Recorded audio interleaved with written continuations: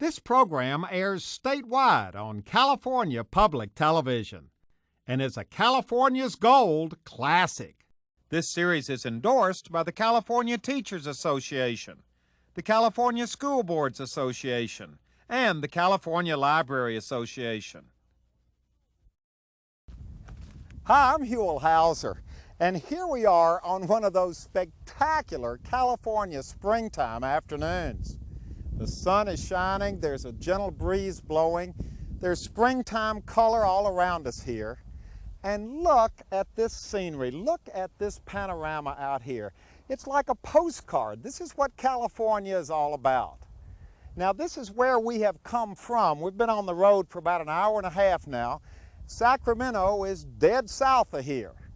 But as beautiful as this panorama is, we can't stop and spend much time looking back where we've come from, because our ultimate destination lies a few miles north of here.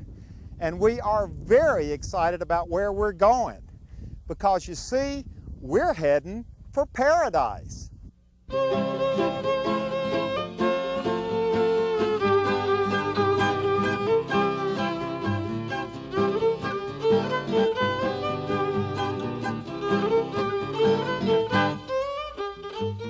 There we were, heading for Paradise.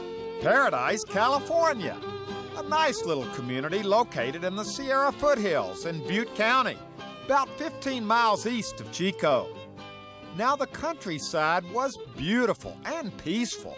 Just driving through it put us in a relaxed, laid-back, easy-going mood. But once we pulled into Paradise, the mood was anything but relaxed.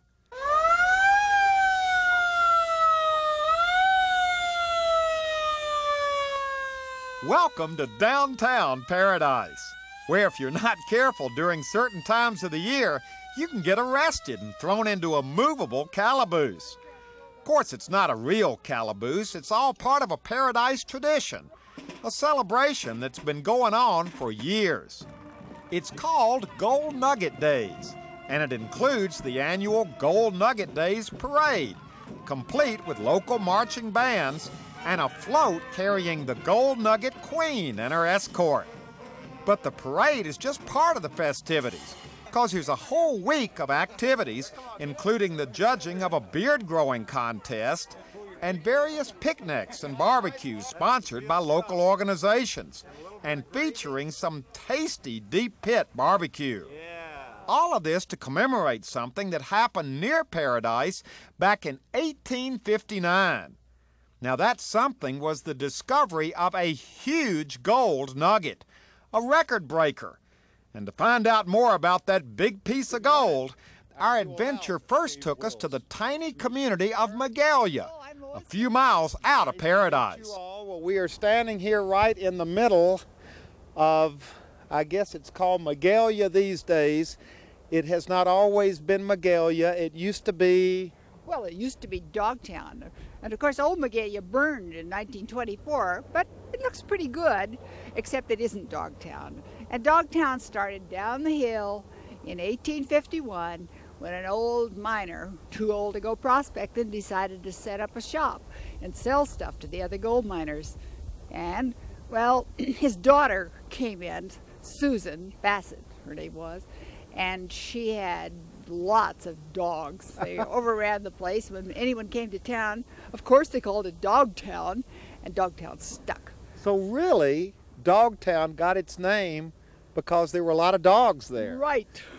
There's no other good reason. All right, now was this a gold mining town? Is that the reason for its original existence? Very definitely. It became, started as a trading post for miners.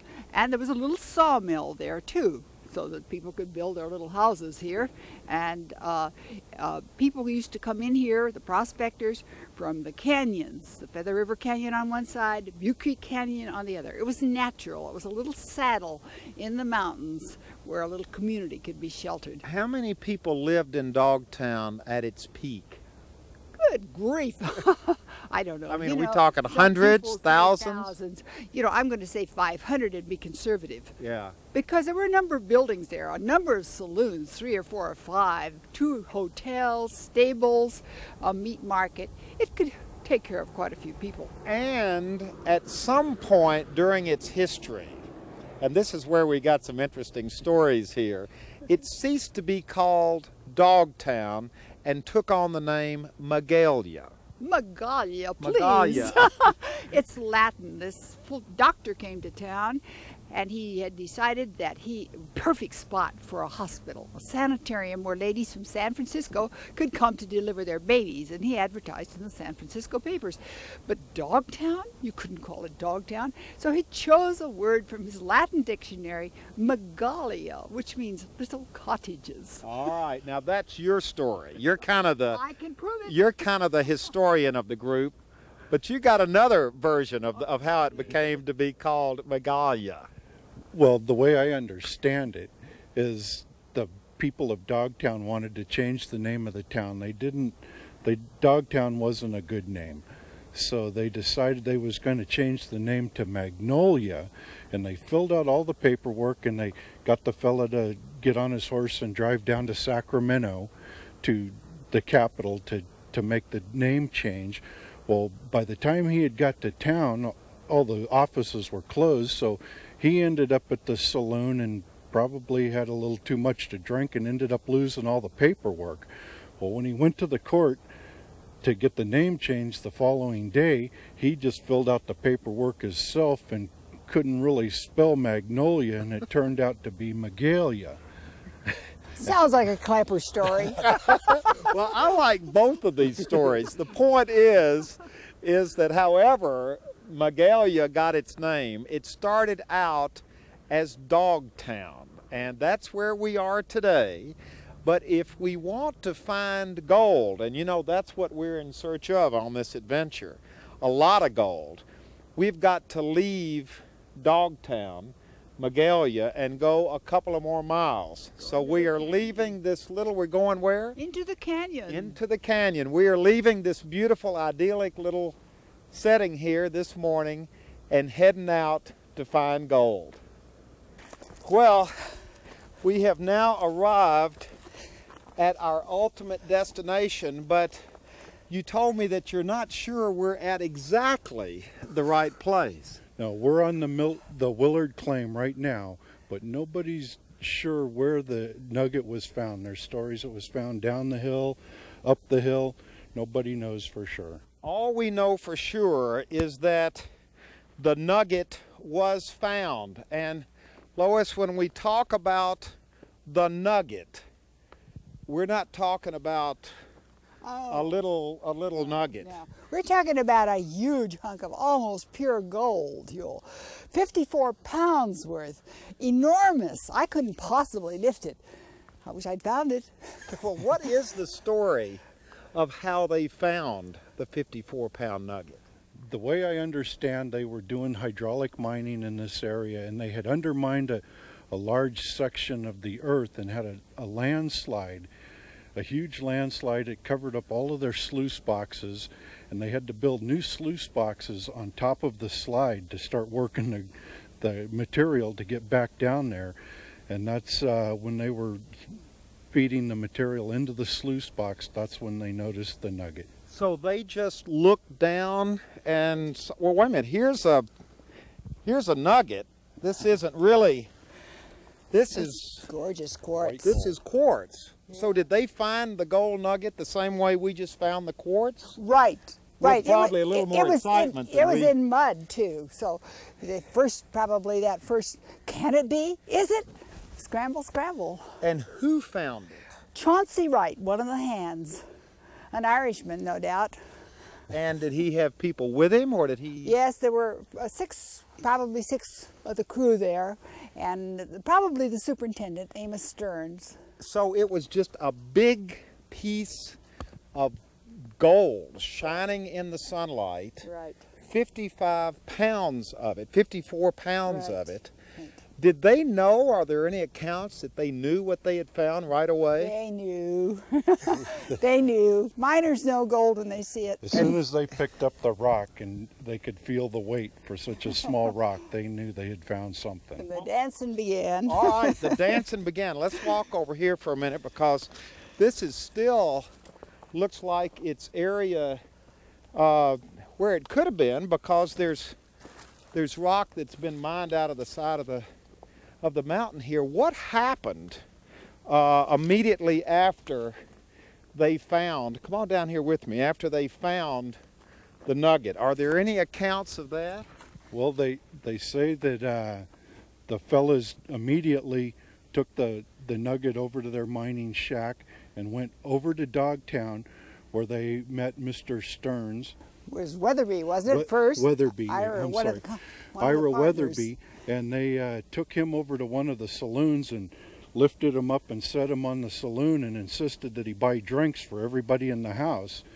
And he wasn't quite sure what was going on at the time, and they took him over to the next saloon in town and did the same thing. And after about 3 saloons, the fellas took him over to the hotel and set him up in his room and told him that they had found the daddy of all nuggets.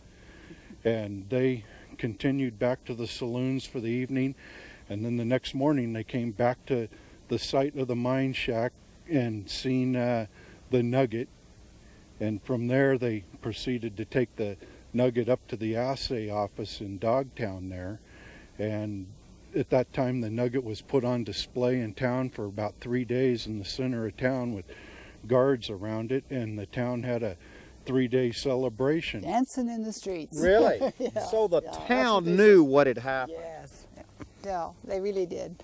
It was rejoicing all over, because you find one, there may be one more.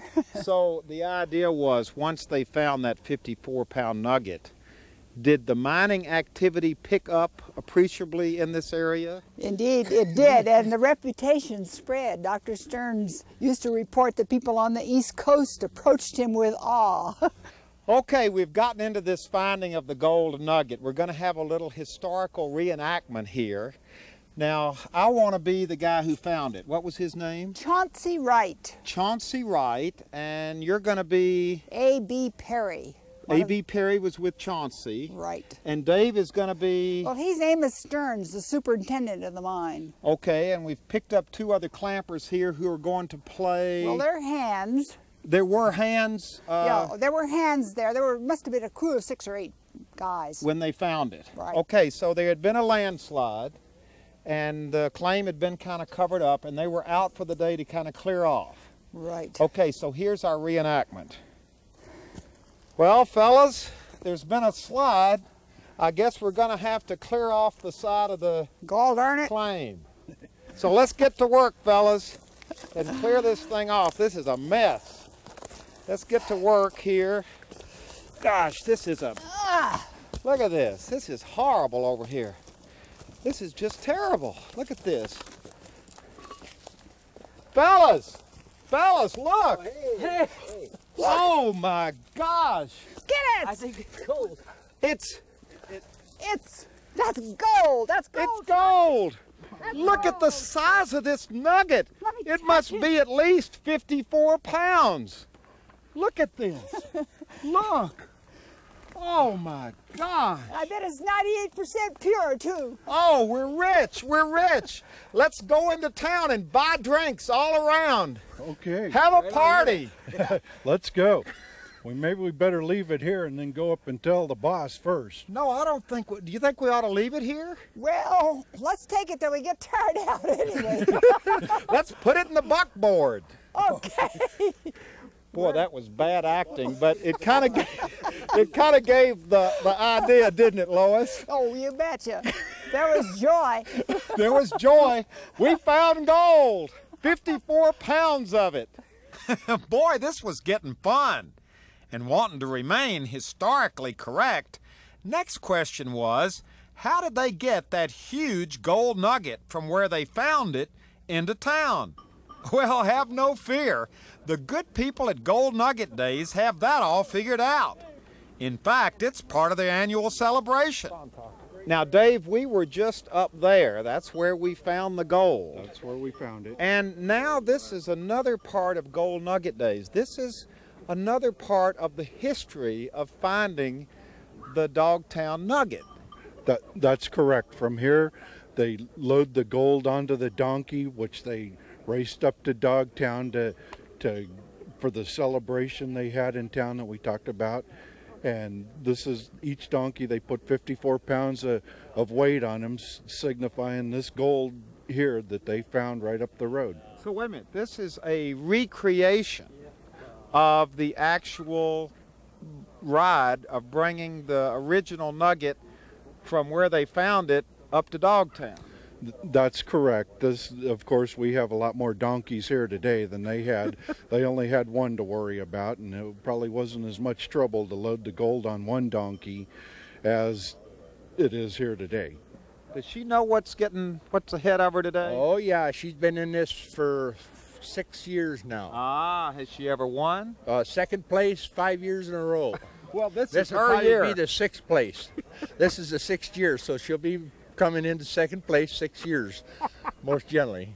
Now, what's the deal here? You've got 54 pounds worth of sand, trying to imitate the gold nugget. Well, now that's interesting because when they brought the gold nugget, you've got the 54 pounds evenly distributed. Exactly. Back It then, was one nugget. it was one And I tell nugget. you something, if I'd have found it, I wouldn't have put it on no donkey's back. I'd have ran out with it on my shoulder. I wouldn't have trusted it with no donkey.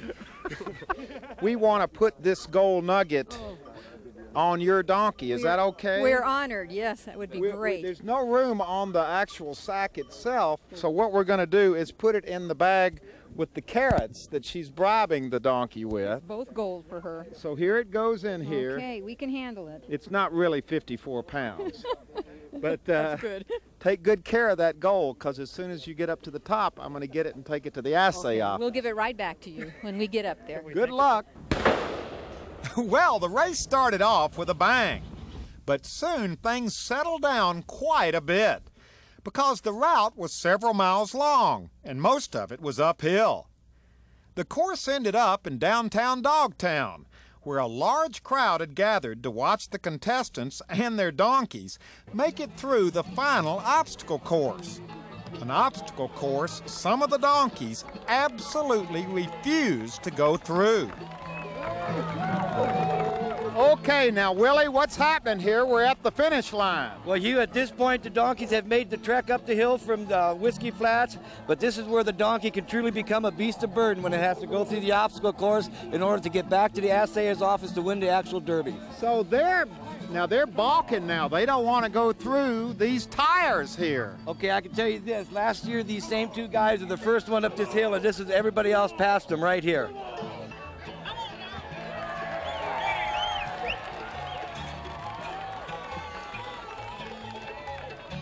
Uh-oh, now we got another stop here. This is a replica of a tunnel that they try to get them to go through.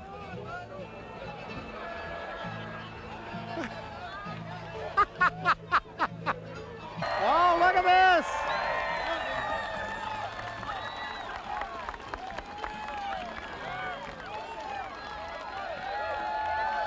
Ha ha!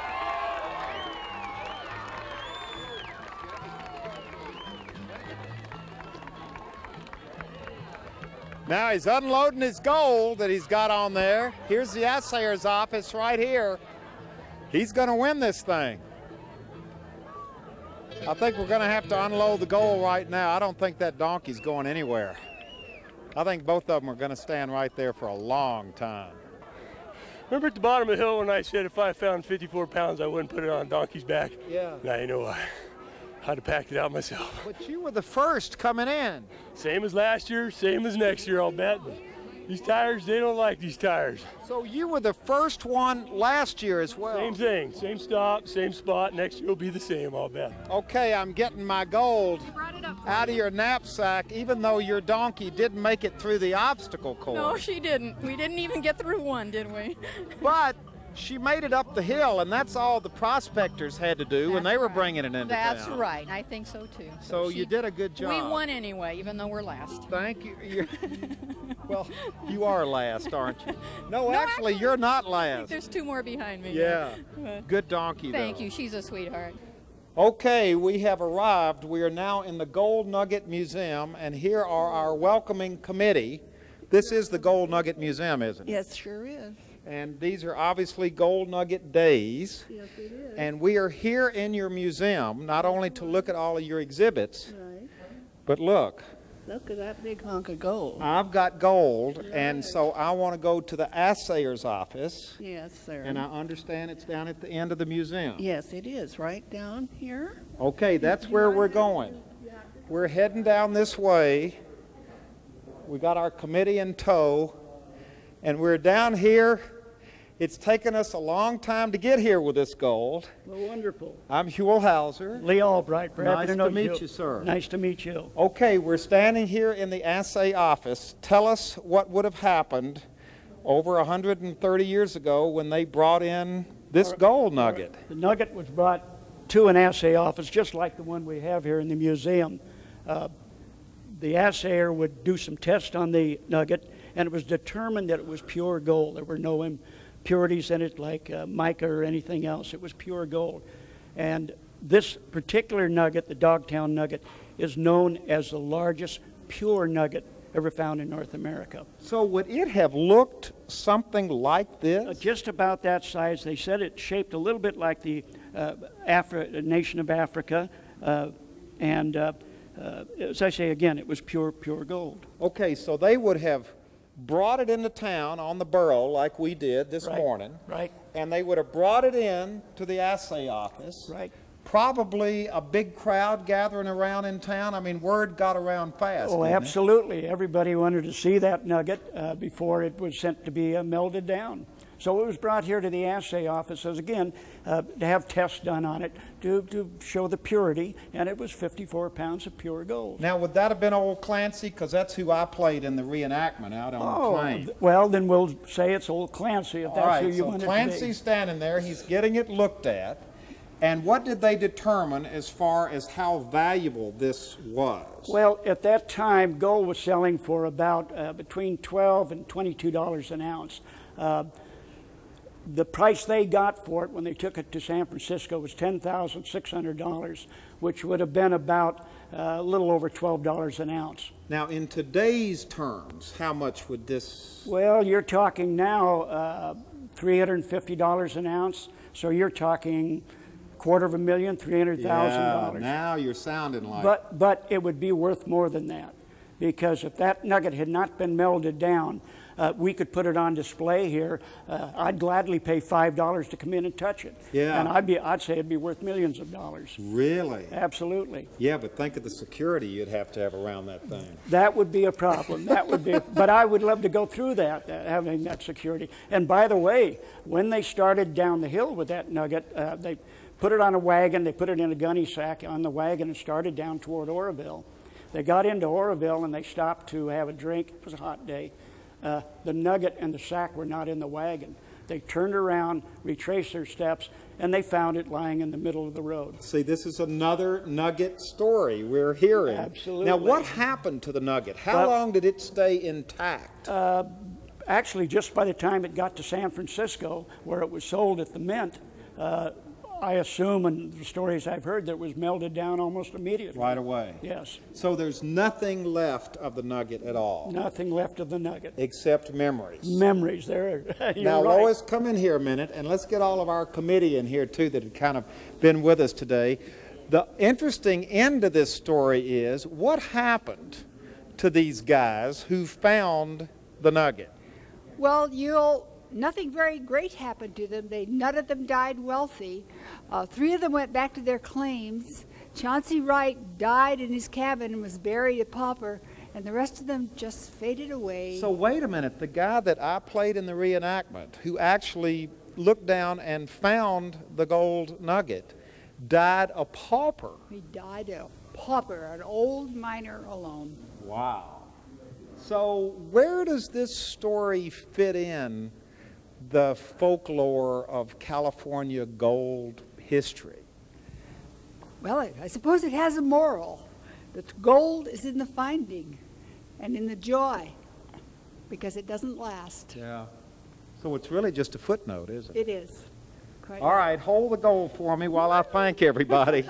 Thank you very much. Quite welcome. Thank you for being here. These are our Donkey Derby guys here. Thank you, sir, for taking us out to the You're very original welcome. plane.